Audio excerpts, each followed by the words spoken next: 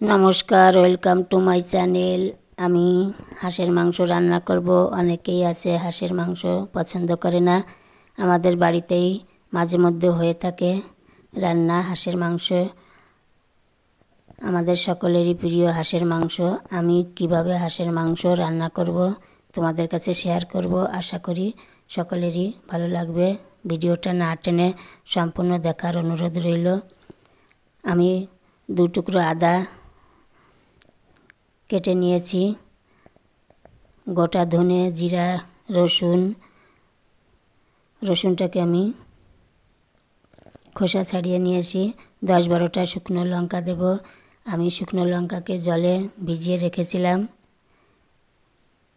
লঙ্কাকে জলে ভিজিয়ে রাখলে খুব সহজেই বাটা হয়ে যাবে।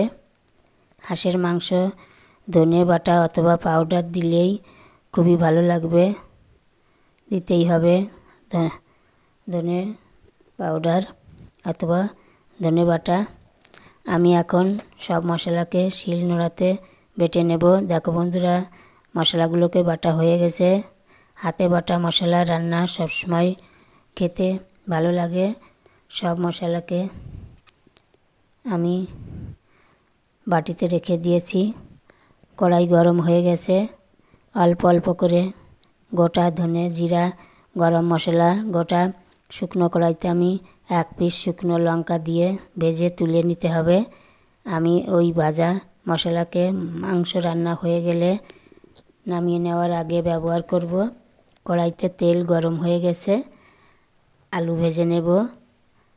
একটু বাদামি কালার হলে আমি আলুগুলোকে নামিয়ে নেব। আজকে বায়না হয়েছে আলু দিয়ে রান্না করতে হবে হাঁসের মাংস। দেখো বন্ধুরা, মাংসটা আমি ধুয়ে রেখেছিলাম আগে থেকেই। কড়াইতে তেল দেব, ফোড়নে জিরা তেজপাতা দেব, আর কেটে রাখা পেঁয়াজটাকে দিয়ে দেব। পেঁয়াজ একটু বাদামি কালার হলে বাকি মশলাটা আমি দিয়ে দেব আর একটু নেড়েচেড়ে কষিয়ে নেব। আর একটু বাটি ধোয়া জল দিয়ে দেব। মশলাকে কষানো হয়ে গেছে। এখন আমি ম্যারিনেট করা মাংসটা দিয়ে ভালো করে কষাবো। একটা ঢাকনা দিয়ে ঢেকে রাখবো। এভাবে আমি ঢেকে ঢেকে মাংসটা কড়াইতে কষিয়ে নিতে হবে।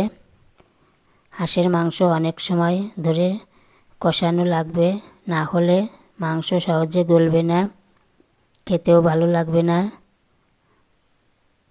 আর যদি সেরকম মাংস হয় তাহলে অবশ্যই কুকারে সিটি মেরে নিতে হবে। এভাবে আমি ঢেকে ঢেকে কষিয়ে নেব। কষানো হয়ে গেলে আমি কয়েকটা চুই ঝাল কেটে রেখেছিলাম, ওটাকে আমি ধুয়ে দিয়ে দেব মাংসের ভেতর। আর ভাজা আলুগুলোকেও দিয়ে দেব। নেড়ে চেড়ে নেব। পরিমাণ মতো জল দেব। জল দিয়ে ঢাকনা আমি বন্ধ করে রাখব। কয়েক মিনিট রান্না করব। কয়েক মিনিট পরে ঢাকনা তুলে নেব। আর দেখো বন্ধুরা, ঝোলটা শুকিয়ে এসেছে। গরম ঝোল দিয়ে আমি ভাজা মশলাটাকে গুলিয়ে নেব আর মাংসের ভেতর দিয়ে দেব।